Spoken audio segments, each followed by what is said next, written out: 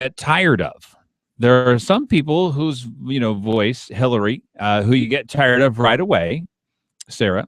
Sarah, I was going to say Sarah Palin. I love Sarah. Yeah, actually, she did. She probably had some voice lessons or something, because even though she does get a little bit on the annoying side, it's not right away. But do you ever notice that that's just women that get hounded about their voices? Yeah. I mean, there's not very many men who you'd say, "Oh, I just can't stand his voice."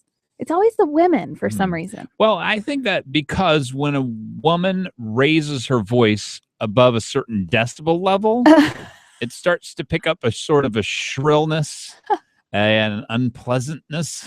You want to stop now or keep going? No, you want to shuffle? I'm guessing. I'm just guessing why that is. Because if I yell at Mark Begich through the microphone, which I've done and I really enjoy doing, I don't know. I get more, more trustworthy. But as a woman raises her voice, it just doesn't. Yeah. It doesn't we just start out. to sound crazy. Yeah, I don't know. Well, I don't know. You sound crazy, but it doesn't sound good. I guess that's the thing. You can only listen to that for so long. Anyway, love to hear from you. 569-1080, 357-5868. It is the Glen Biegel Show.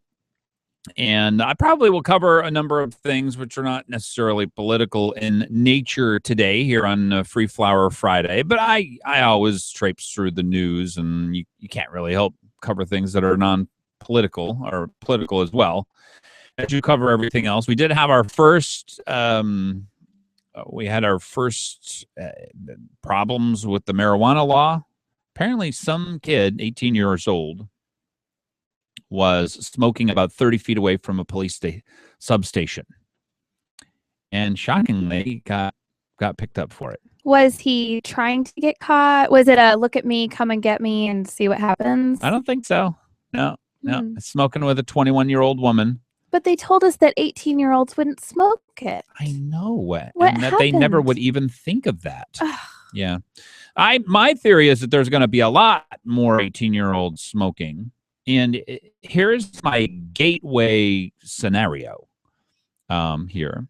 And that is, you got 18-year-olds that are going to room with 21-year-olds just because they're roommates. They're in the same apartment. It's a 3-bedroom apartment. So you got 3 different people in there. There's two 21-year-olds and an 18-year-old. Gee, the 21-year-olds are smoking dope. I wonder what the 18-year-old's going to do. He's going to say no. He's going to say no. I would never do that. Until I'm 21, I would never, I'm not allowed to. Even doing that at all. Now, you probably make the argument, and you'd probably be right. Well, he's going to be smoking it anyway. I don't know about that. Because for sure, the usage amongst 21-year-olds, in my mind, is going to go up. Now, they probably... This is the difficulty for this, is you just don't know. I guess it's really easy to get marijuana, and a lot of people use it. So... Well, remember, I asked my 14-year-old son what he would do. I said, what are your thoughts on this whole marijuana debate? And he said, well, if it's legal, I'd probably try it. So thanks a lot. Yeah. Well, I guess I just can't imagine that it isn't going to lead to. But the theory for people on the left is this. If you tell people that they can't do something, they're going to want to do it. I guess. My theory is if it's not good for you, but Hollywood makes it seem really cool and dangerous, and then there's a human desire for it. Yeah, I mean, I'm thinking human sexuality and things like that. I don't know for drugs. A lot of people abuse alcohol, especially when they're young, too. They get started pretty young. Anyway, I don't know. I don't know what the effects of all this are going to be. My guess is it makes it a little harder to raise children, but that's okay. Yeah, I just think that, people for the most part are going to try to follow the law. We try to follow laws ananyway. Yeah. And even as young traffic kids. Laws, is that what well, let's not go there. No, let's go there. No. All right. We're going to drive over that speed bump at about 50 miles an hour. I just think that, young kids, they don't have the ability to think beyond the next few minutes of their lives. And a lot of them don't take that time. And I don't know, I think that we should try to curb their behavior that's going to be detrimental. I just don't see anything positive coming from that stuff. I agree. Look, I think doing drugs is ridiculously stupid. I don't really want to see people go to jail for abusing at least marijuana, since I think you kind of know what you're getting into. It's going to make you stupider. I think that's pretty well established. 9 to 15% of you will become addicted to it. It's going to waste some of your money, and it's going to set you into this group of people who basically smoke all the time. That's kind of what they do. That's their deal. That's their thing. 8.75 an hour, Alaska's new minimum wage. I will make you a bet that Taco Bell would not have hired me way back when for 8.75 an hour. Here's the other thing, though. I will make the case for the other side of this one as well.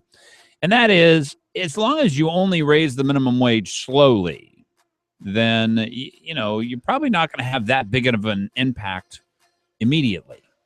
I do wonder, though, this, and this is a little bit harder question for you minimum wage raisers. Of course, the unions get paid because they have like an escalating factor based on the minimum wage. So that's why they wanted it. But my question is, once you make it like 15, I think it's $12 to $15 an hour really to hire an employee. Can you automate that job? That's tough.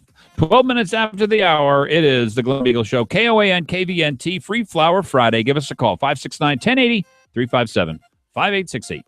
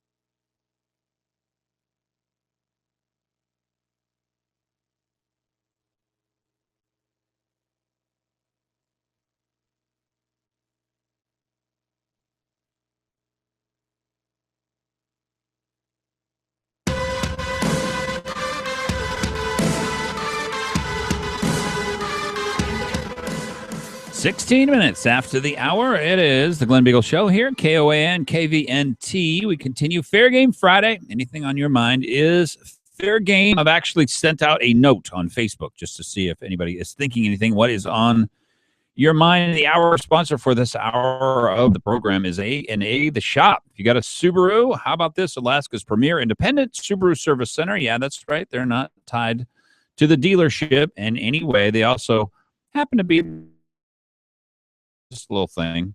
Also, the best warranty in the business, of course, ASC certified mechanics, and they only work on Subaru. So make sure to take your Subaru there. Here's a couple of phone numbers for you: 562-3919 and 696-2096. An 85-point inspection. That even with an oil change, they'll give you that. I mean, these guys are top notch. A&A The Shop, the hour sponsor. Let me go to the phones here. I would love to hear from you. Anything on your mind is fair game. Jacob, welcome to the Glen Biegel Show. Thanks for calling. Yeah, thanks for having me. I was calling to add my 2 cents on that whole pot debate you were just having a moment ago. Yeah, I think they picked up a couple of some 18-year-old was smoking about 30 feet away from the police substation downtown.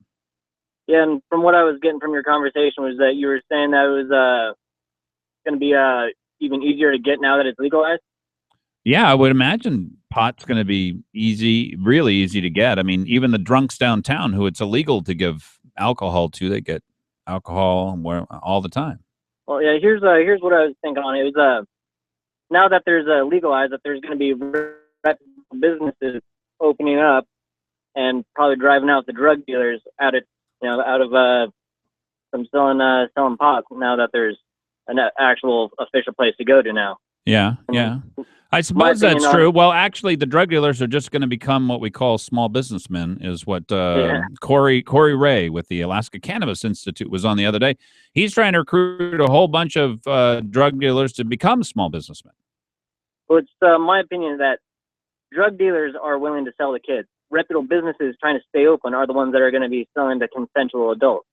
Sure. Well, yeah, but I mean, you sell to somebody and then they give to an 18-year-old kid. Yeah, it's kind of the whole thing with chewing tobacco or something. I have a lot of friends when I was in high school. They would always go, "Hey, Mr. Someone," or. Mm-hmm. Oh yeah, no, I mean it's going to happen. Look, a lot of people are using marijuana right now. A lot of people who are underage are using marijuana right now. So, I don't know. Do you think that this makes it? Does this change the game significantly at all over time, in any way?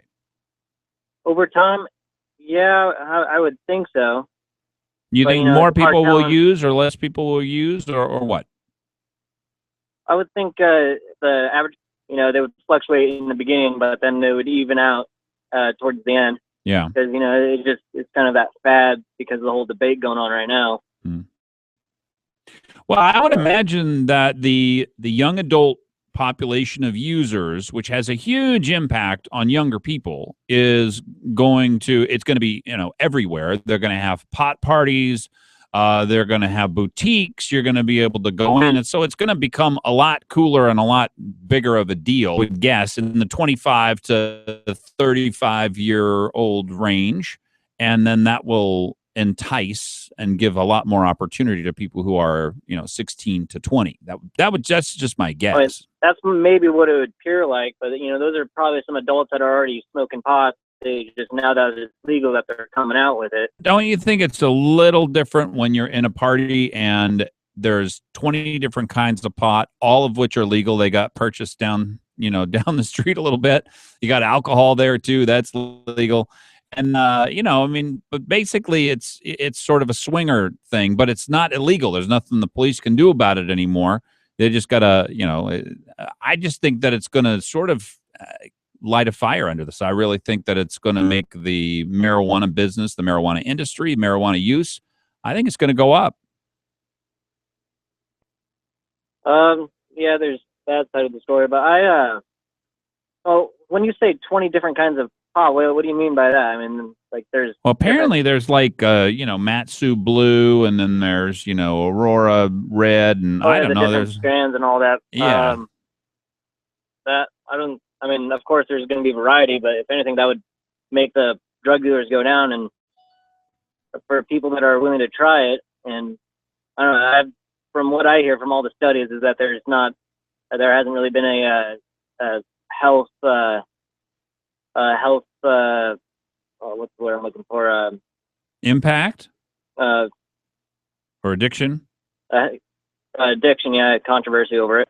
Yeah, I hear 9 to 15% of people get addicted to it as a user, and I don't exactly. I think that means a physical sort of addiction or something where you start to do things which you wouldn't otherwise normally do in order to get it. But I don't know. I mean, I guess we're going to watch these things play out. In my mind, my family's going to be well protected. We watch who our kids go out with, whose houses they go out to, and also they know all about what their responsibilities also, are. So. What some of the responsibility, it comes from, the raising of the kid, you don't just shut them out and say, don't do this, but, keep them educated on it. And this is sure. Well, that's what will happen. I hope parents take their responsibility a little more seriously. Maybe some of them haven't, but I mean, just with alcohol and the high use of marijuana that we have right now, it's already pretty much rampant out there. If parents are not taking their responsibilities seriously now, I don't know what's going to convince them. Hey, Jacob, I really appreciate the call. Yeah, thanks. I got to go anyway. All right, thanks very much. Let me go to Tom here, and 569-1080 is the number, 357-KVNT, 357-5868 out in the Valley. Tom, welcome to the Glen Biegel Show. Good afternoon, sir. How are you doing? I am just doing great. Looking forward to there's an Anchorage Assembly meeting next Tuesday night. I don't know that I've heard very many people say that they're actually looking forward to an Anchorage Assembly meeting. That's well, what else do you do on Tuesday night, Glenn? I don't know. So I'm going to try and sleep. That's my plan. Okay, but last Saturday I went to the pop-up small business thing that they had at 13th and Gamble. Okay. And just reminded me once again how abysmal the city and the state has treated all the landowners from 15th to 5th and from Gamble to Ingra. Many years ago, that area was designated as where the highway to highway road was going to go. And then it was decided after several years of study and arguing and one thing and another that we're going to put that off till 2035. Yeah, I think they determined that it was going to cost like $2 billion because right. They were going to cut and cover. They're going to have to tear down every building that was there or something. It wasn't quite that expensive, but what they did by saying this is where it's going to go, but we're not going to build it till 2035, is they inversely condemned all that property. Oh, so nobody's going to build anything there. Nobody's going to, and even they have since said this is a special tax district, and if you do build there, you can delay your taxes that you pay on your property. Well, all that does is end up costing the municipality or the state more money in the long run when 2035 finally rolls around. But in the meantime, and nobody's taking them up on that, of course, because why would you take them up on that? Establish your building or your business there, and then just a few years later, and 20 years goes by in the blink of an eye. Just a few years later, here they come. They say, "Oh, sorry, you got to close." Yeah, and you knew it going in. So, and in the meantime, very few people are going to build or renovate their properties in that district, knowing what's going to come down the line. So, the state and the city have inversely condemned all that property. And to my way of thinking, if they've condemned it, they should buy it. And since they haven't bought it, it's just getting more and more run down and going to 13th and Gamble. Of course, I live about 6 blocks from there, but I never go that direction. I always come the other direction. Well, that's an area of town, by the way, Tom, who that does not need any other negative pressures on property values or business being there. It's just horrible that, if you drive down that area, and people come out of Beans Cafe and Brother Francis Shelter, and they head for Midtown or head for downtown, and they kind of get to 13th and Gamble and buy their first bottle there. And then they get to 15th and Gamble and buy their second bottle. And by then they're probably drunk and the community service patrol's picking them up. and the road, Gamble, from 5th to 15th has deteriorated to the extent that it's not safe to drive some vehicles down there. the sidewalks are non-existent, or they got light poles growing out of the middle of the sidewalk. And it's just amazing to me that, we have all these people running for mayor. They've run for governor. They've run for this. They've run for that. And they say, we're going to make this a better place, except for if you happen to be between 5th and 15th or Gamble to Ingra. And we're just going to let that be a slum. Yeah. And it's truly that is an appropriate description of it. Hey, Tom, I hope that you'll listen in the next segment, because I'm going to talk about what I think we could do in order to cut off all alcohol to people who are downtown. This is not easy to do, by the way. It's not something, but I bet we could do it, and I'm gonna be interested in if you like my solution. We just approved a new license to go in at the old Platinum Jacks. Yeah, but they're not going into a bar and buying, a $7 shooter. They're getting somebody's giving them this alcohol. Yeah, they either go to 13th and Gamble. Yeah, they go to 15th and Gamble, and then a lot of people go to In-N-Out Liquor at 36th and Arctic. And a lot of people, they're more industrious than you and me, Glenn. Oh, really? They just steal the Monarch vodka from Walmart in Midtown. Oh, wow. And if you look at Walmart, the lawyer from there, I saw her at a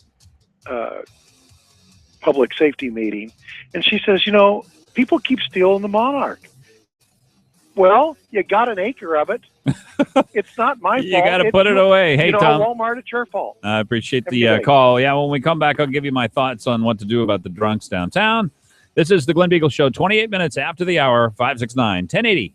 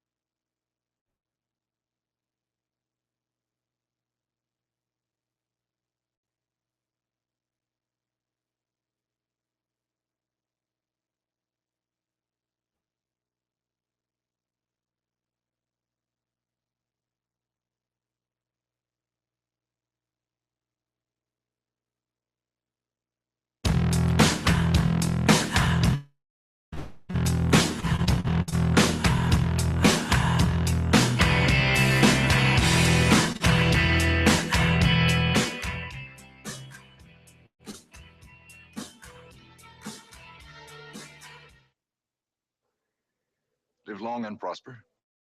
Is there a more famous TV? What happened? I was wanting to do this clip, and I'm just learning.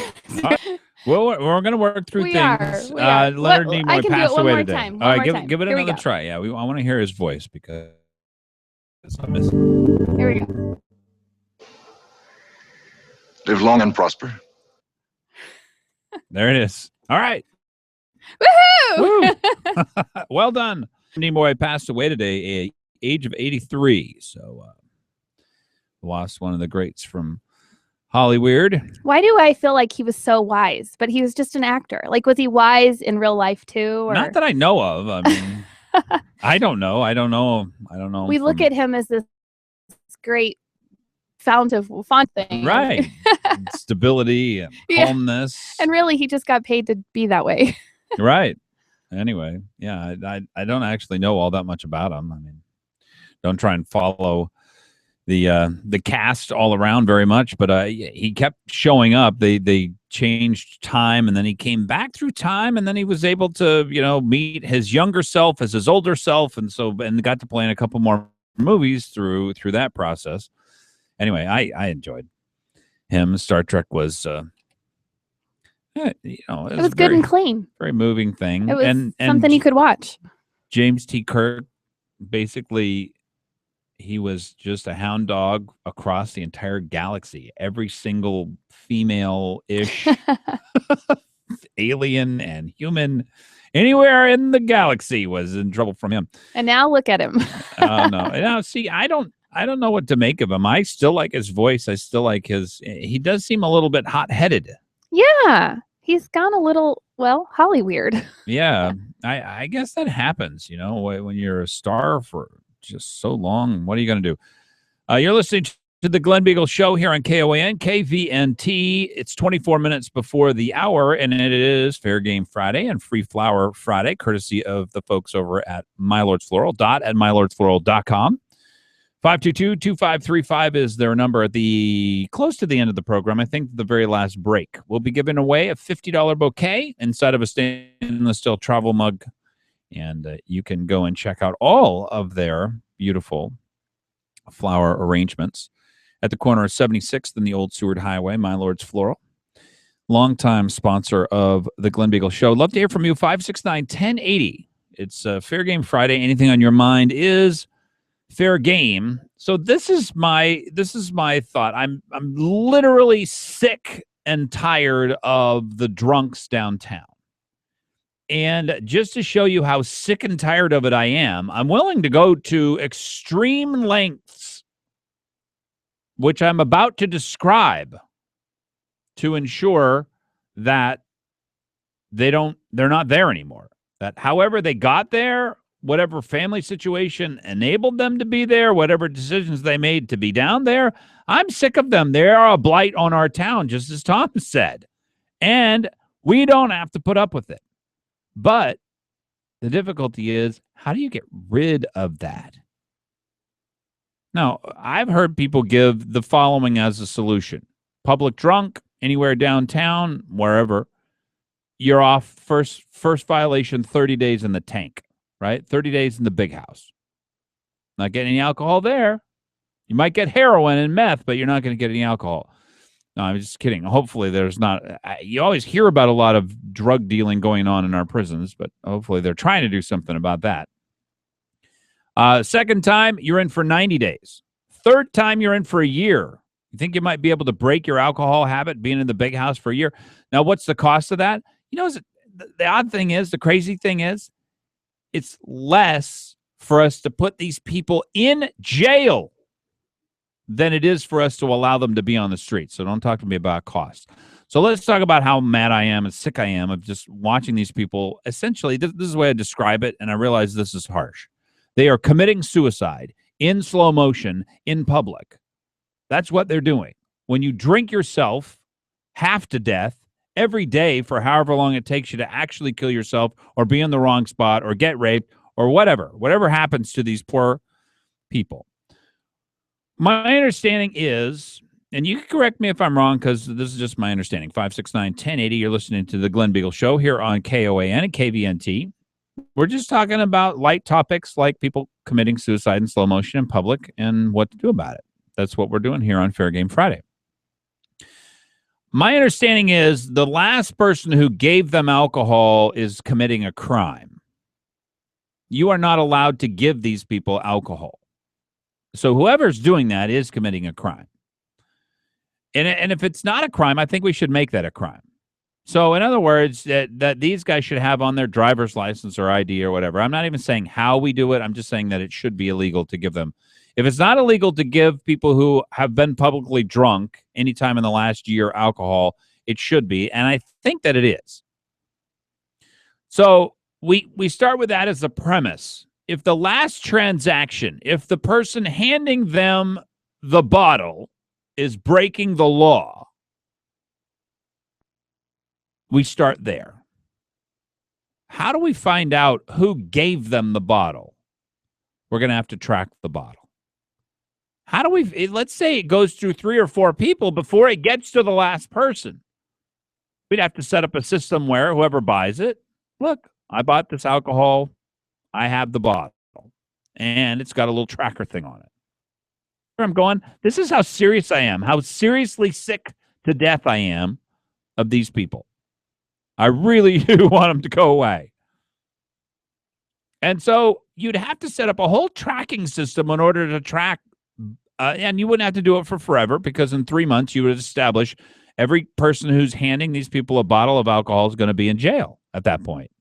So and I think that you also get undercover drunk people who are not really drunk. They're just acting drunk, but they're undercover, and have them go downtown and find out, oh, look, this white guy came up, or this well-dressed native guy, who's the guy I've seen.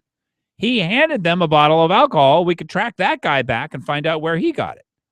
I'm thinking, by the way, that this group of people committing suicide in slow motion is all funded by 1 or 2 very well-off, very upstanding, supposedly, members of our society. Because I've seen the guy. I've seen the guy go tell the person who was drunk, ridiculous, smelled, couldn't stand up straight, was stumbling around on the side of the street. Go and tell him, and I'm almost sure what he told him was, because the guy was really mad. They knew each other. That was clear. He goes up and talks to him for a little while. The guy throws down his sign, and he's motioning to this very well-dressed person who just came up to talk to him. And the guy, and you could tell that there's respect there. He knows the other guy. He knows the well-dressed man who came up to talk to him. And he does not move to strike him. He does not move to threaten him in any way, but he's really, really angry. Now, my guess is to what happened there was, this is the guy's pusher. He runs this ring. And he's the alcohol supplier. And if you don't make the right amount of money, you're not going to get your alcohol. And that was the conversation that went on in my mind. And I've seen it a few times, and you kind of notice it. It doesn't happen very often, by the way. But how do these people get from one end of town to the other? They got to walk 10 miles. Are you kidding me? They're not going to walk 10 miles. I've never seen anybody walk along the new Seward Highway, the old Seward Highway. Nobody does that. That does not happen. Promise you. How do they get there? Somebody delivers these people, goes and picks them up and takes them back downtown and gives them alcohol. Who does that? Somebody does that. Anyway, so that's how serious I am. Let me go to the phones here, talk to Steve. Steve, welcome to the Glen Biegel Show. Happy Fair Game Friday. Yeah, Glenn, I agree with you, and I've had the same discussion with others thinking that they maybe even have a union. I don't know. But well, it's very similar to that. It's like a pimp ring or a drug ring or whatever. Yeah, I mean, these guys are basically on drugs, and their pimps, farm them out to go out and mine the city for a little bit of cash here and there.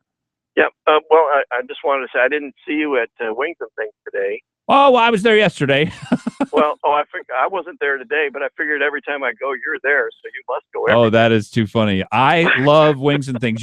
Steve, by the way, we give away. They're a sponsor of the program, and we give away a gift certificate from Wings and Things on Wing Wednesday. Wing Wednesday, okay. Oh, you got to call up 5:45 on Wednesday. It is going to be the most exciting time of the day. and you could win. Can you imagine? I mean, first of all, just eating their wings at any price is fantastic, but eating them free, there's nothing better than that. Can't beat that. Mm-mm. Hey, I agree with you on your alcohol ring thing here, but also there was something I wondered about was the pay in problems or inequities between women and men. There gets a lot of play. Yeah. But I'd like to hear about the inequities between private sector and civil employees, especially when you consider the all-in cost. Hmm. I mean, Well, it's a great point, and and this comes up very, very rarely. The to tell you how important this is and how toxic of a topic it is, Steve. The paper, our paper, who is responsible for giving us all the information that we need to know in order to make our decisions, has never, ever printed either the average, the starting pay, the high pay. It's never printed a single piece of information upon which we could judge whether or not our public employees are fairly paid or not. Never. Yep, I agree. Well, of course, I don't take the paper, but I'll take your word for it. No, it's absolutely true. Hey, Steve, I appreciate it. Thanks for calling, and I hope to see you at Wings and Things. I will go multiple times just to see if I can find you. Trust me. Well, I go about once or twice a month. I got to get there once a week, or I got a problem. I agree. All right, take care. Thanks, Steve. Appreciate it. 569-1083-575868. And we're going to have, is it Dr. Farr is going to be on with us? Medicaid expansion is going to be discussed here in just a very short period of time. I want to hear her response to my theory that there's not going to be any new money, even if we make new welfare recipients, that we will not get another dime from the federal government because they're just going to spread the same amount of money amongst more people. That's my theory. 4:46 is the time. The Glen Biegel Show here on KOAN and KVNT. Fair Game Friday. Anything on your mind is fair game. Give us a call.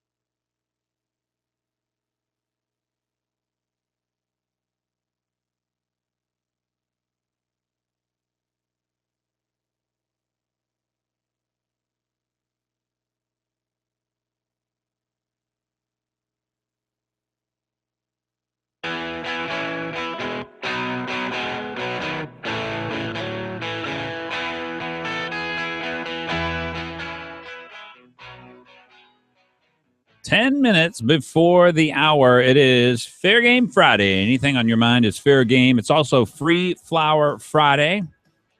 So if you are paying attention, you might be able to win a beautiful $50 bouquet inside of a stainless steel travel mug, courtesy of My Lord's Floral.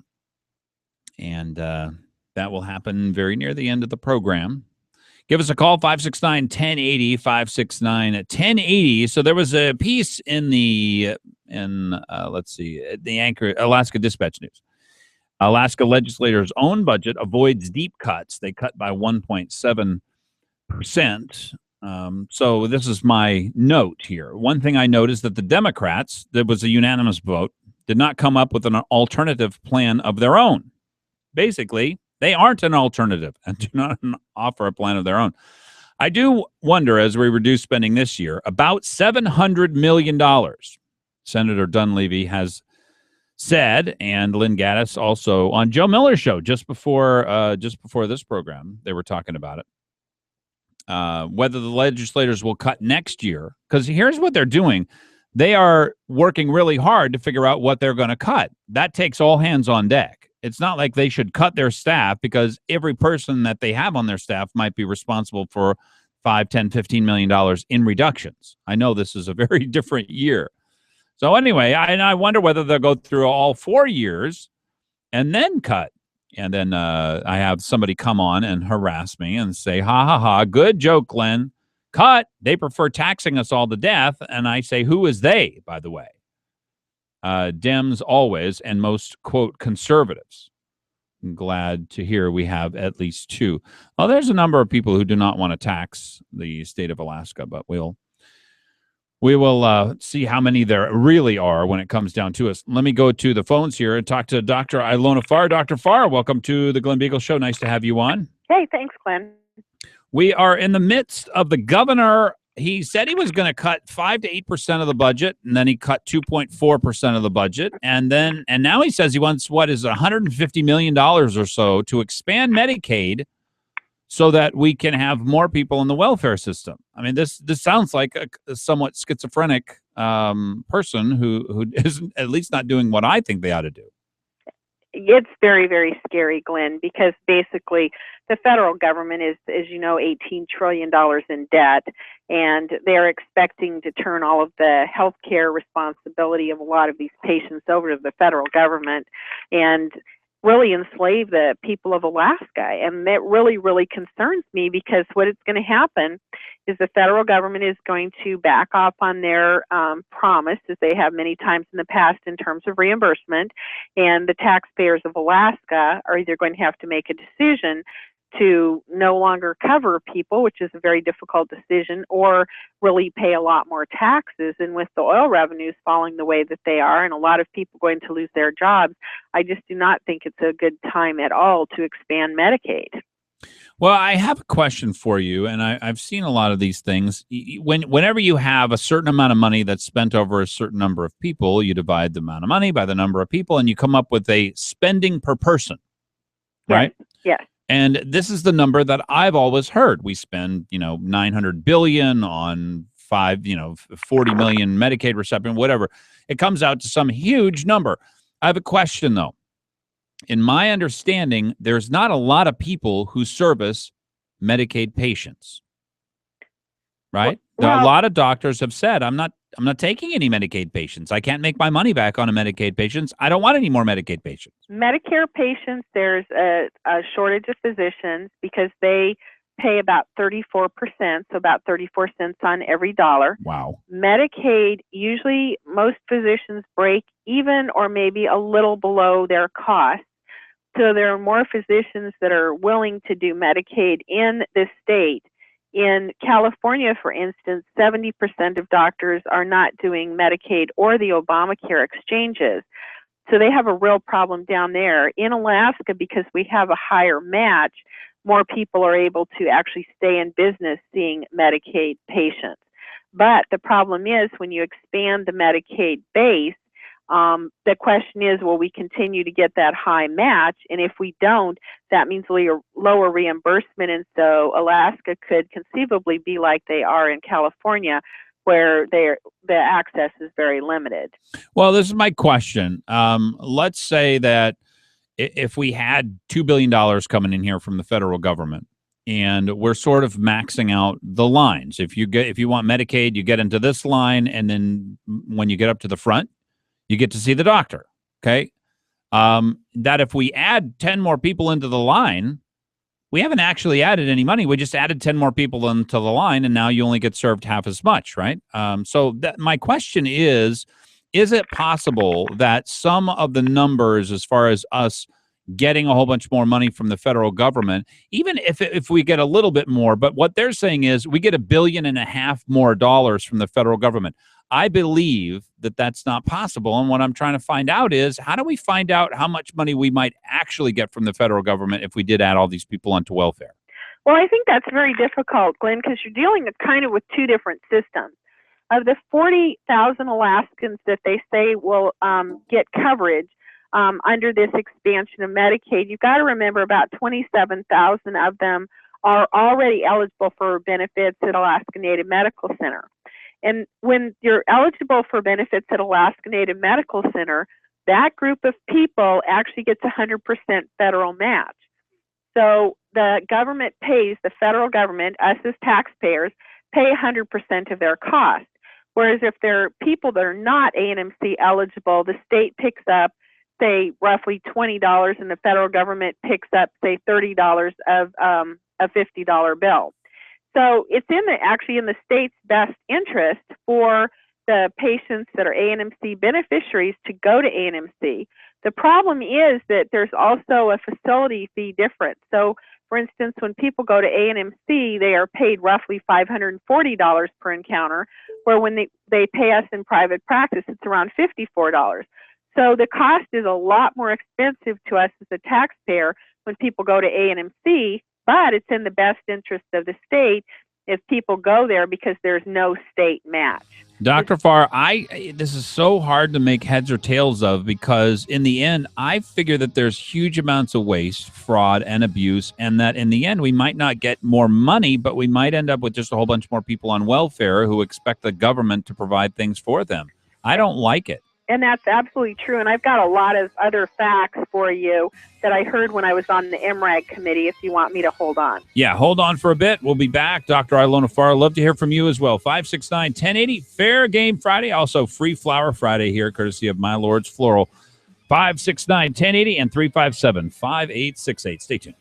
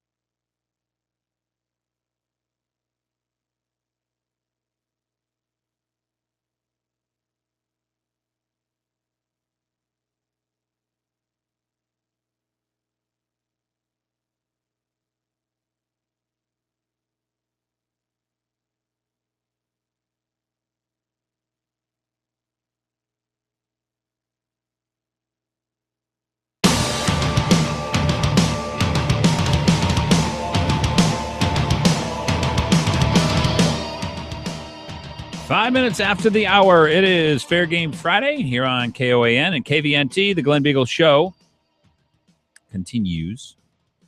It is, it's imperative that you call. We're going to be giving away a floral arrangement from My Lord's Floral a little later in the show. And this hour of the program is actually brought to you by Dr. Dan Colley as well. If you are looking for someone to take care of your teeth, maybe you just got up here, or maybe you are just looking for a new dentist who's a little more gentle and a little more nice of a guy.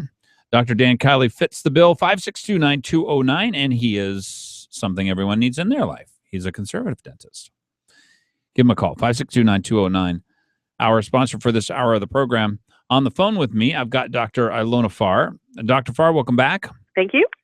So I am wondering, they're making the claim that this is free money. And, of course, this is what we call moral hazard, where somebody's going to spend the money anyway, so you might as well just take it, even if it's the wrong thing to do.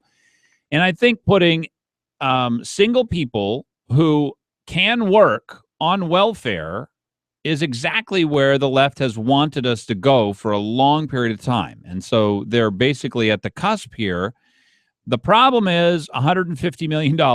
Somehow, the governor's got to get the legislature to dump in $150 million so we can add all these people onto our welfare rolls. The problem is, Glenn, it just keeps going up. There's one study that showed that the entire budget was going to be $6.2 billion by 2032. What is it, 2.25 now, with 1.66 being related directly to Medicaid. So the budget just keeps going up. And with the decline in oil prices, basically the Medicaid budget is going to totally take over the entire budget of the state, where there will not be money for roads or education or anything else. And so I think this is a very, very dangerous step for us. Plus, there's so much abuse in the current Medicaid system. I mean, when I was on the MRAG committee, we found that there were 5,400 patient round-trip tickets where there was no associated provider visit. So they're in the process of auditing those to see if they can recoup some transportation costs. There was $1.2 million spent on one person with medevac and over 200 therapy visits for one patient in 1 year. So plus there's the 800 defects that they found in the Xerox system with literally hundreds of providers that were not getting paid. So there's a lot of problems with the current system. Plus they're facing costs with over 2,000 people with hepatitis C, and the new treatment costs about $300,000 to treat those people. So there's a lot of expenses that are coming up. And another thing that people don't realize is the average person for someone in your age or my age is around $7,000. But once a person is in Medicaid, Medicare, the cost of the state goes up to about $65,000 a year. And with our increasing number of Medicare patients in the state, the budget, the Medicaid budget itself is going to grow just because of our aging population, and that isn't even taken into account here. Well, I've wondered about this, and that is, in my view, we're not going to be able to afford people who are not productive in the state of Alaska. One thing that we saw when we were a young state and when we were a territory is there just wasn't. If you came up here and you needed a whole bunch of help, you were in the wrong spot. You need to go back to California. You need to go back down to Washington. And I think what the legislature is really deciding right now, Dr. Farr, is who stays.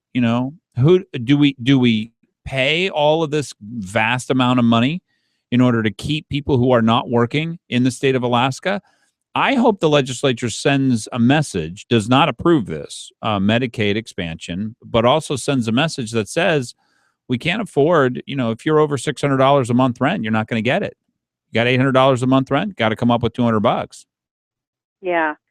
I'm really concerned about the dependency on the state, Glenn, because there's not enough people working in the state of Alaska to be able to support the system, especially with the drop in oil revenues. So, and there's not going to be enough people to tax here either.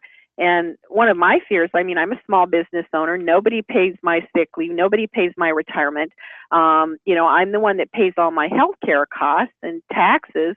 And I'm just really concerned about the tax burden too, because they're here in the state are going to actually have to be taxed to pay the retirement for all the people that are on state retirement benefits. So that's going to be a tremendous burden for us too. And to add Medicaid, more additional, I think it's just not feasible. It does not make economic sense. Well, we do have a lot of problems. I look forward to the state of Alaska that lives within its means, and where basically everybody who's here is going to need to work and is going to need to do the right thing. And I just think we're going to be a better state when we get to that point. But I think it's going to be really hard. As Lynn Gaddis was on Joe Miller's show just a little while ago, she said, we've been sending people the wrong messages here for a long time in the state of Alaska. And that is, you don't want to work, you don't have to work. We'll just give you a whole bunch of money from the federal trough, from the state trough, and it's not going to be any problem. That's just not going to be true anymore. Yeah, I was looking at a study, and they were saying that 26% of Alaskan families met the less than 200% poverty. And there's times when young families are starting out and they need assistance with things. And I think all of us are glad to help them out, but eventually it gets to the point where we can't, people that are not working. And I'm just afraid that we've gotten to that point up here in Alaska. Oh, yeah. Well, I know that we have a lot of work to do and a lot of things to think about. Is there anything we can do to try and Republicans stand firm against Walker attempting, well, actually it's Walker and a bunch of his appointments are really on the wrong side of this, of trying to expand Medicaid up here? Well, basically what we have to do is contact our state legislators and say, no, this is not appropriate for the state of Alaska. It's going to bankrupt us as a state. And I mean, you might be able to get a few temporary years of a little bit of increased funding, but long term, for the future of our children, it is not a wise decision. Do you believe that it's $1.5 billion that we will actually get? I mean, and I'm talking about money in the bank. No. I'd say it's going to be much, much less than that. And the problem is, I mean, it's just like Medicare payments to physicians. They're having to redo those every year. I mean, the federal government, unfortunately, has not told us the truth many times in the past. And so I think it's going to be much, much less than that. And what's going to happen is it's going to drive private practitioners out of business because they're being paid at or below their cost. And what they're going to do is cut back on reimbursement, and it's going to cause the death of private practice. So I'm really opposed to this Medicaid. All right, Dr. Farr, I appreciate it. We're going to have to leave it there. 12 minutes after the hour, the Glen Biegel Show, 569-1080.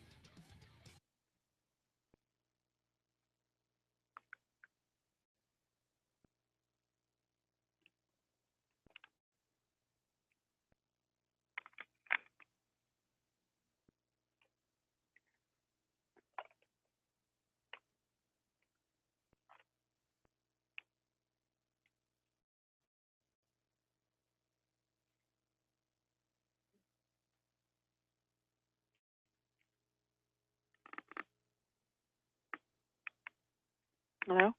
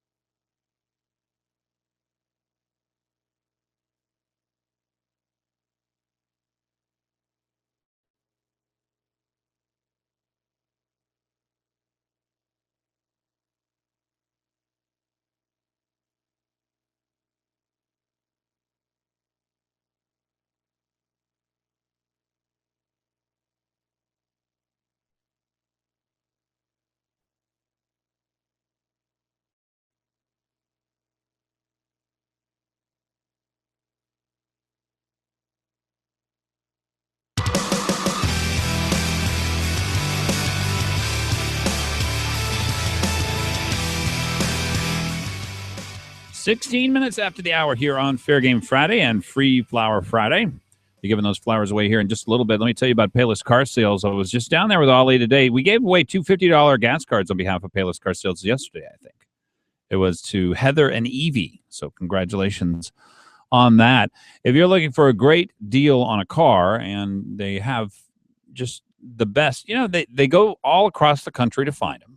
And they're looking for very specific things, cars that are easy to sell in Alaska because a lot of people like them, but also for deals that you're probably not going to find anywhere else. And what most people do is, unfortunately, they go out and look on Craigslist, or they become Craigslist losers like me. Let me give you another path. Payless Car Sales, Ollie and his team down there, JC, Russell, Oscar, Mike, they do car sales a different way. They have their own shop, so they can make sure that the cars are in tip, and they do take care of the customer. The highest rated online rating by far. I mean, it's not even close. 677 Auto, 919 East 5th Avenue. And sponsor of the program, make sure to go down, check them out. This is car sales, paylesssales.com. That's where you can find them online. I'm headed out to the event out in the valley, Palmer Moose Lodge today, and that's put on by the Alaska Republican Assembly and the Alaska Policy Forum. David Boyle over there and his crew. I call him ACPALFO because it sounds like more ominous if you call them ACPALFO. But I also am looking forward to a couple of other events here in Hans Rodvik with, I think you're with Americans for Prosperity. Is that right, Hans? Hold on. Hans. Hey, can you hear me there, Glenn? Sorry about that. Yep, I can. Yeah, so thanks for having me on again. Yeah, American for Prosperity Director here for the state at our chapter. What is it that Americans for Prosperity would like? In the perfect world, Americans for accomplish what? Well, at the present time, we've got a couple of major priorities for the state. Number one is stopping Obamacare Medicaid expansion. I know you had Dr. Flair go. She's a tough act to follow. Quite the expert here on the Medicaid expansion and the woes that it would bring to Alaska and our taxpayers. Second big priority is to see the size and scope of government reduced, specifically reducing state spending to a sustainable level of $4.5 billion over the next year or two. We need to rein in spending as it's gotten out of control. Boy, that's got to be a big change.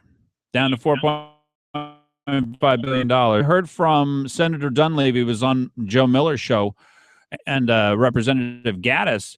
They said they're looking at cutting $700 million out of the budget this year, and then next year they'll go back for another $500 million cut, and then another $500 million cut until they get it down to the sustainable level, $4.5 billion. Yeah, and we absolutely commend those legislators who are making the hard decisions during these tight fiscal times. This is not a time for weak leadership. It is a time to make serious decisions like serious people, because as we know, everyday Alaskans have to balance their checkbooks each month, and the state should have to do the same to ensure that there's prosperity for generations to come. I've heard him say, Hans is on with me, he's with the Americans for Prosperity. I've heard a number of people say that we can't cut our way to prosperity, and I don't think they quite understand that what they're saying is you're not prosperous on your own, Glen Biegel. You and your family are not going to be prosperous. And even if we have to take a whole bunch of money from you that will make you poor, you will make everyone prosperous if we take that money from you, because we can't reduce the size of budget and then we remain prosperous as a people. I don't think I understand what they're saying, because that doesn't make any sense to me at all. Yeah, I believe that's a fallacy, and it just shows that people are not willing to make the hard decision. Reminds me of that famous Reagan quote, in that, the only two certain things in life are death and taxes, and government programs, once they're instituted, are rid of. Yeah. I think the state needs to take a look at all the programs, all the expansion, all the growth in different outfits and capital budgets, which I'm glad to see the legislature has reduced. Since really 2007, that's when oil prices boomed. That's when ACES was in place, and the state made a lot of money off of extremely progressive taxes. And that's when the growth of government truly expanded. But kind of getting back to the earlier points, we've got a couple of phenomenal events going on next week with Americans for Prosperity. The first one is in relation to the federal government's recent decisions on ANWR and the 1002 area, shutting that off beyond the power that they're legally allowed to wield. Even the president admitted it, but he said, "Well, look, who's going to stop us?" Basically, absolutely. He's declared it as a wilderness area, and the Park Service is going to manage it as de facto wilderness. So what we're doing on March 2nd for a couple hours in the afternoon, we are holding a rally for more oil, more jobs, and Alaska's economic future. We're in the Consumer Energy Alliance at a press conference / informational gathering. It's going to be downtown at the Marriott, 2 p.m. to 3 p.m. And things are still kind of coming together, but our event is put together up on our website. People can check it out at americansforprosperity.org/Alaska. So the goal is to just send a message to the federal government and the Department of Interior that Alaskans want access to their oil and gas resources. We believe it's the future of this state for future generations to have jobs, to have incomes, to have good family support systems here.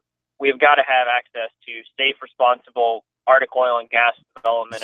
So Hans, I'm just going to lay this out, by the way. You said you wanted to talk to Obama. I don't think he's listening. Who I want to talk to are the people who are thinking of voting for Hillary.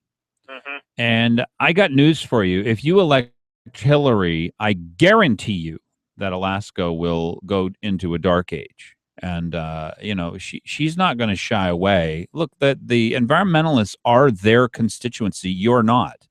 So I get it if you're an environmentalist extremist who fears the idea that we're going to develop oil in the free world and wants to shove it over into Russia. But honestly, that's who I think you ought to target. I would go out there and say, this is we do not want to elect Hillary Clinton rally. And I know that you guys you're trying not to get political on this. You're just trying to ask for our rights back. But that in my mind, that's the future. That's the real question as to what Alaska is going to do about that. Well, I think Americans for Prosperity is well positioned in Alaska as we continue to grow here and build our network of thousands of activists across the state. Our goal is to get people engaged on the issues and understand that less government, more economic freedom, and individual responsibility is the best way for people to be prosperous, especially in Alaska, where we are seeing declining oil revenues. Having access to this oil and gas in the Arctic is for the future of our state. Our second event, which I was on your show last week about, is the Medicaid Expansion Town Hall we are hosting out in the Valley. This is going to be out at the sports complex out there in the Valley. Again, you can find our event, the information, all the details about it on americansforprosperity.org/Alaska. If you're into Facebook, you can also check us out there. Just type us in, Americans for Prosperity. We've got both these events up there. Our great folks in the marketing and communications department put our flyers together. Well, that's good. Why don't you also link them on my Facebook, Hans? Make sure to go ahead and drop them in there, and that'll at least get a little bit more out there. I'm going to try to go to the Medicaid expansion because I really want an answer to this question and belief that I have that each new person that they add the same amount of money.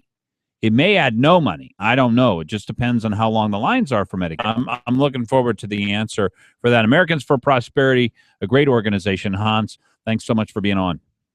Thanks again for having me, Glenn. You bet. It is Fair Game Friday. Would love to hear from you. And Leonard Nimoy passed away today, age of 83. Do we have a clip we're going to play there, Bonnie? Bonnie's taking care of all the technical aspects of the show. She'd love to hear your phone calls, too.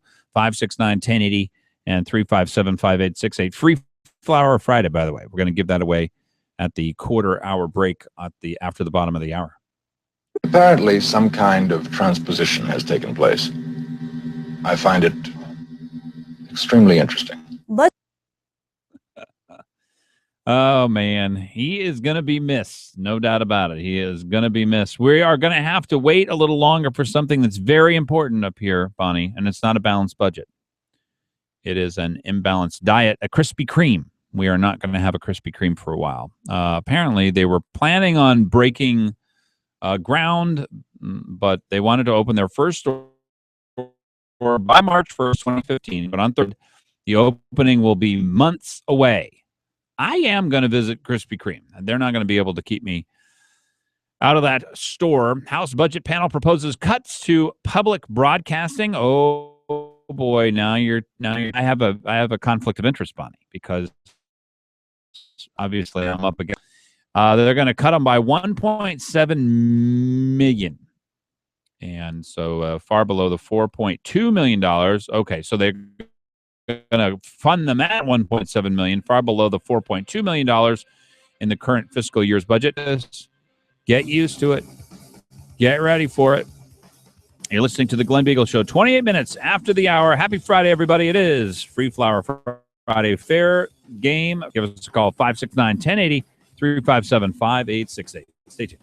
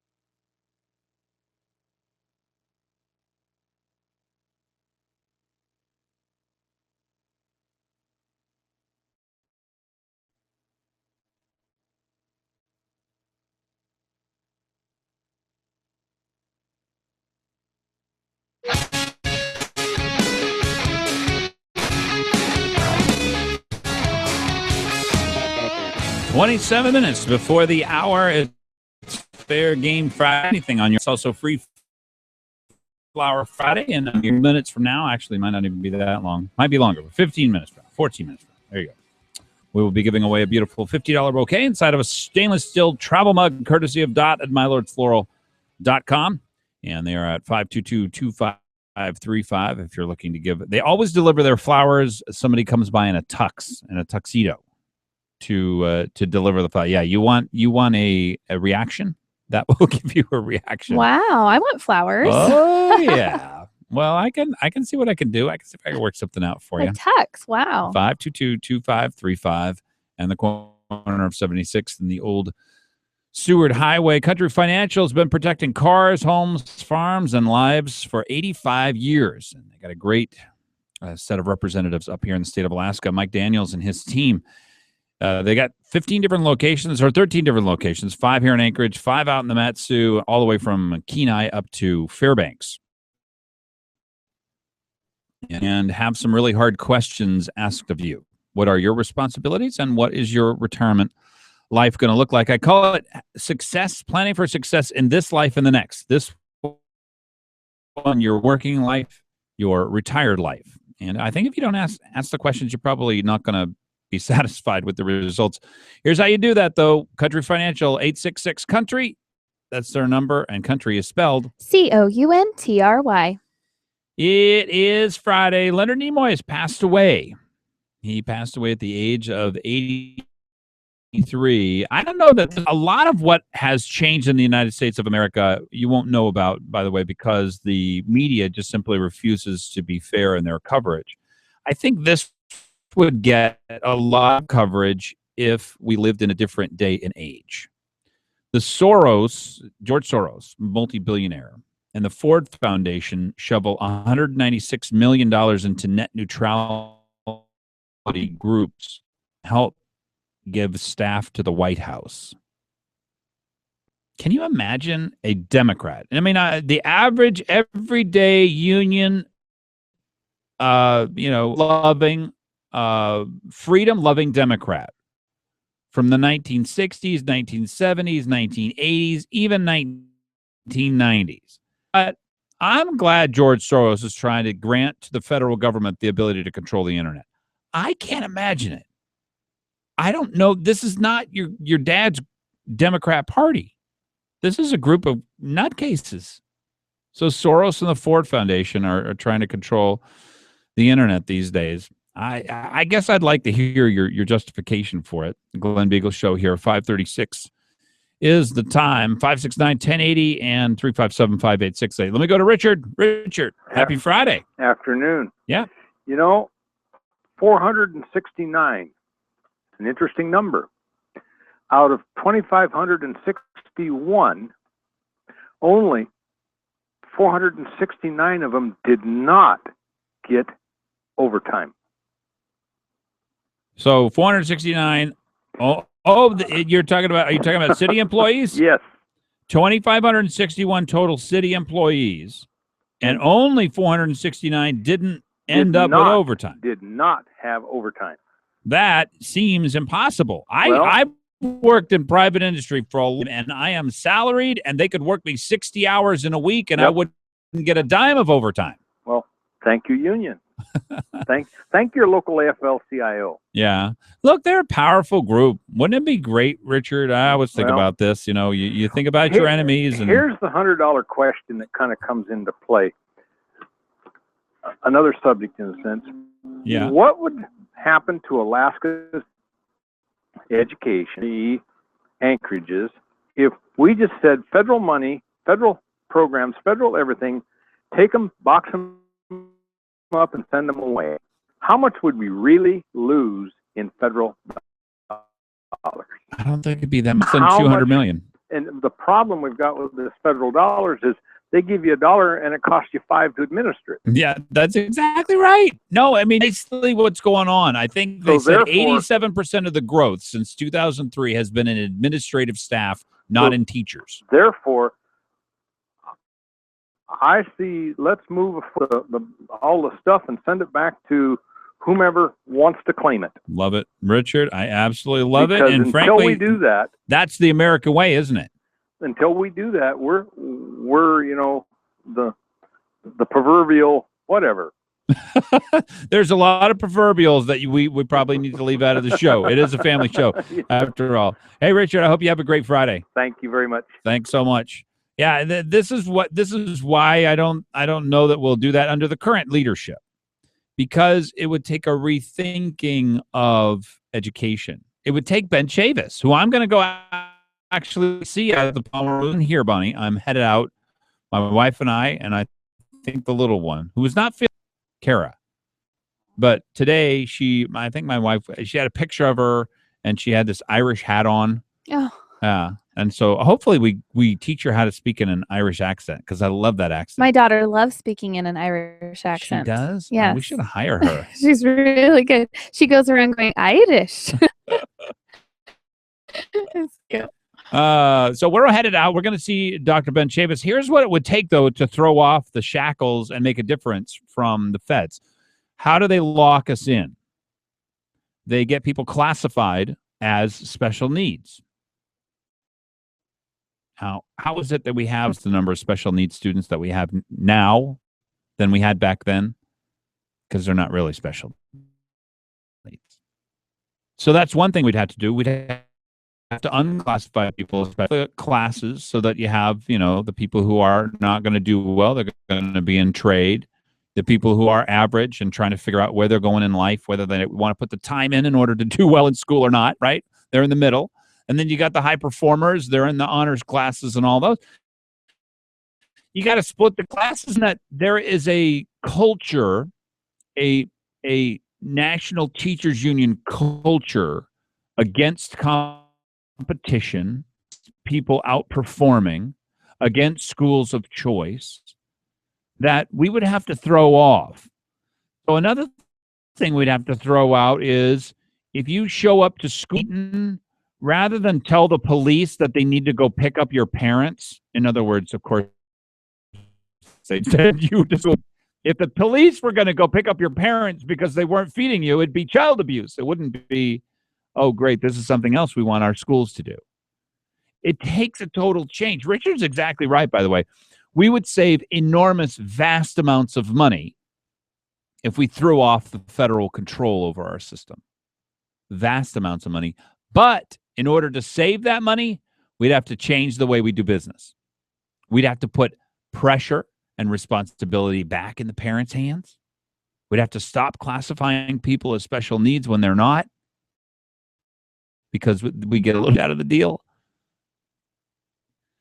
Yeah, it would take a really big change, because the teachers unions, they got so much control. They've convinced so many people of so many seemingly crazy things. Lawmakers says university budget cuts are not enough. So Governor Walker cut $9 million from the university. I think the university spent something like $920 million. About $150 million of that comes from the feds and goes up to University of Alaska Fairbanks for them to do, quote, studies and such.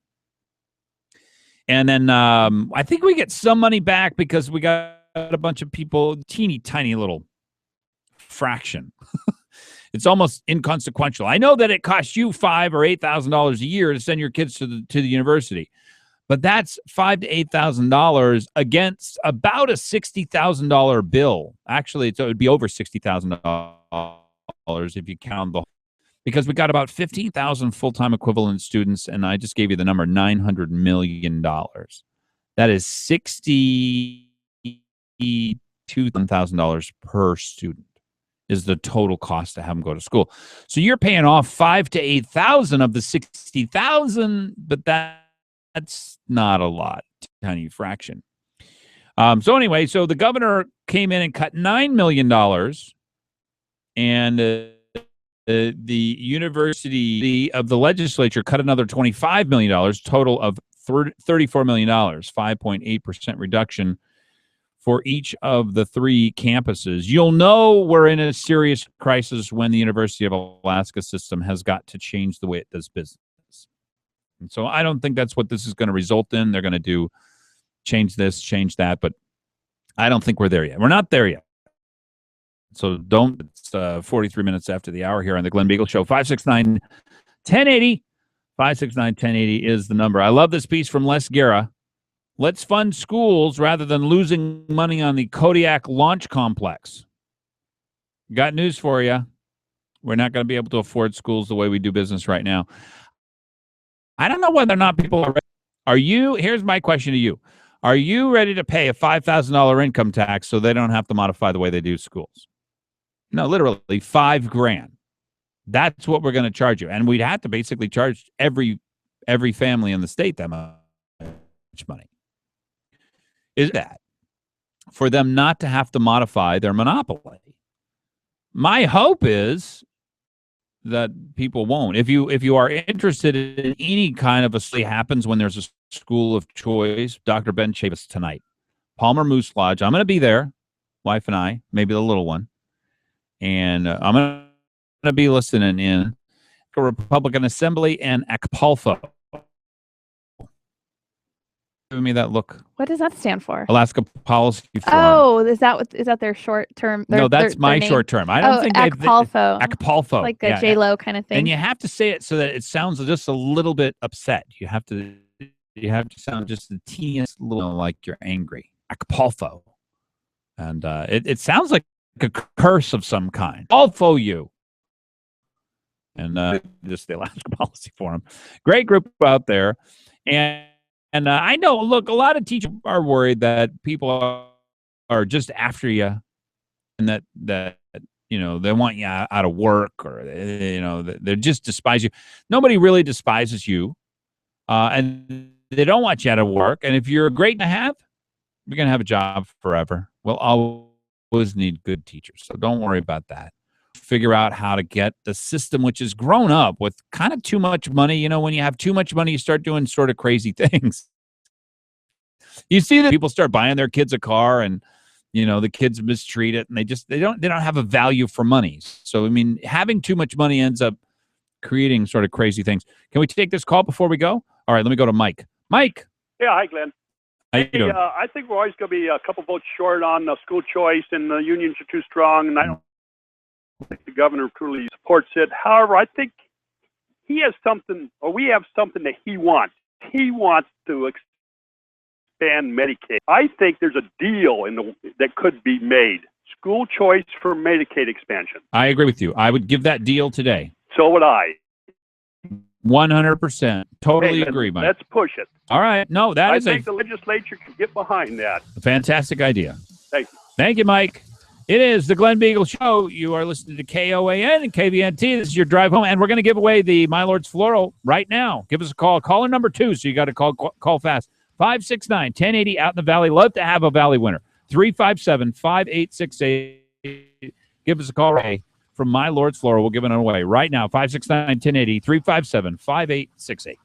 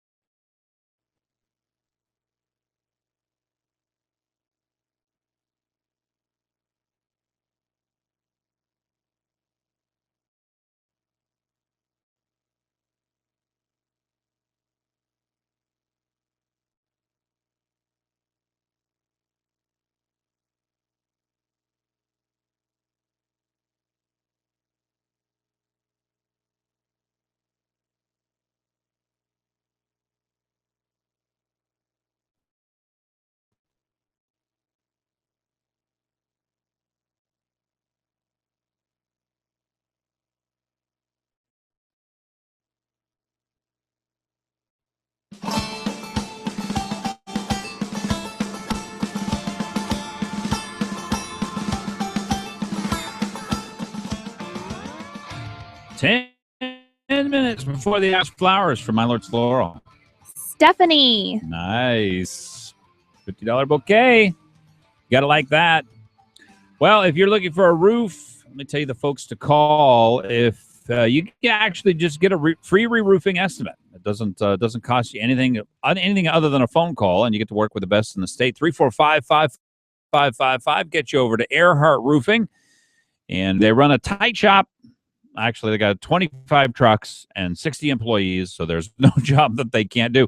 I call it Roofing Ballet, and I call it that because it's highly choreographed, it is very efficient, and it is fast. It is amazing how good people can get at a job when they do it for 42 years. That's how long Earhart Roofing has been in business. Give them a call. When you think roofing, think Earhart, Earhart, 345-5555. Give us a call if you are driving home, got some thoughts on anything we're talking about. I'd love to hear from you. And by the way, Stephanie was from the Valley. All right. So, yay for our Valley listeners. Is she going to go and listen She's to Ben going to Chavis? Try. Yes, she wants to try. Palmer Moose Lodge. Yep.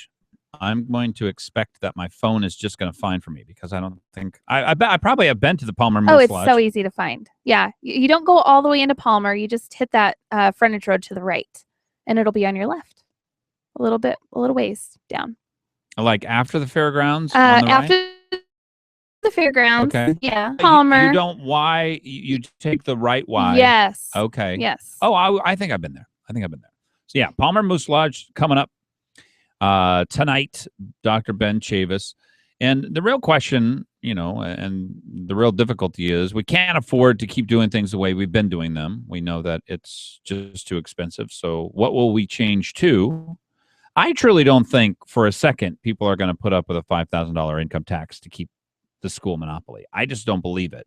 So at some point, people will come to the realization, what do you mean I got to pay $5,000 for this? I ain't paying $5,000 for this. We actually, and here in Anchorage, by the way, we have a lot of good schools, top-notch schools, ABC schools, Ruka-Shula. I mean, there's just a whole bunch of them, Aquarian. But we got a whole bunch of really, really, really bad schools. And across the state of Alaska, worst performing public schools in the country.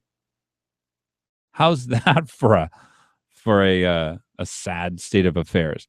And most people here in town, though, you wouldn't know it. You just can't imagine that it could be that bad because we spend so much money on our public schools. Well, we have to figure out a different way to do it. And really the only way to do that, I think, is or the easiest way to do it is to allow a parent to decide. I like this school. I don't like this school. I like the way they teach math. I don't like the way you teach math. I don't want to have to go argue with Carol Como or Ed Graff or the school board or any of that kind of garbage. I just want to take my kid and put him in a school that I like. That's the only way you can do it, because then the school districts will change, right? They will adapt as any life form, like a school district, with its life threatened, right? You can't stay the way you are, or you will lose all your students because you're not giving a good product. So therefore, they will change, and that's what will happen. The one thing that is true, and David Neese said this, he's running for school board.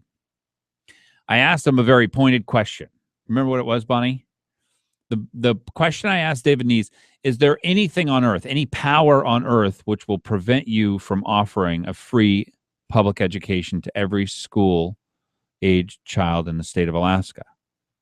And his answer, this is the most conservative person, absolutely not. Well, we're not talking about taking away a public education. That will always, always be there. That's constitutionally guaranteed.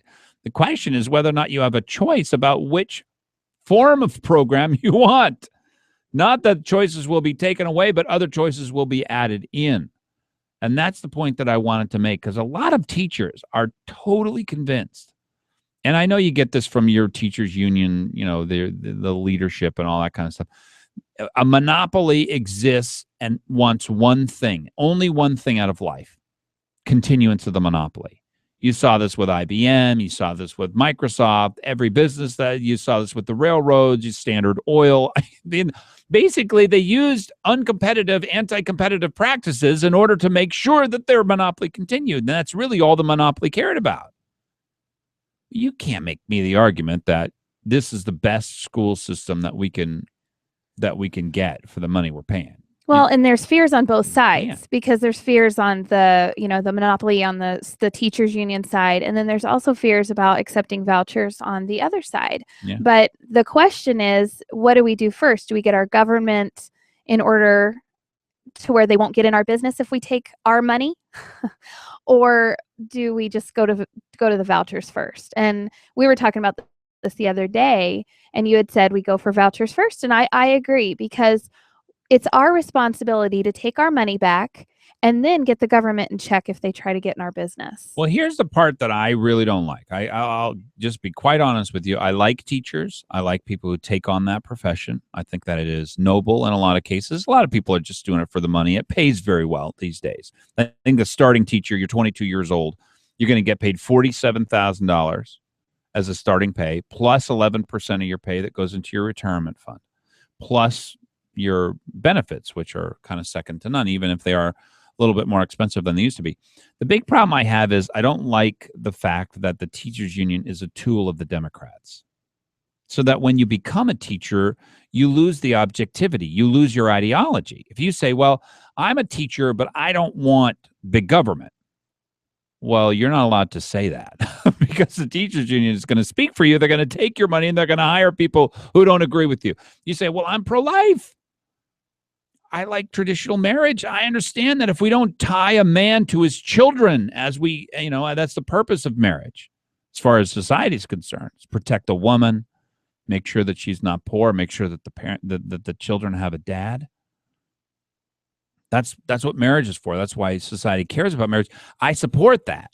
I think that it's important for a kid's dad to hang around, stay in his life, and be a permanent part of it.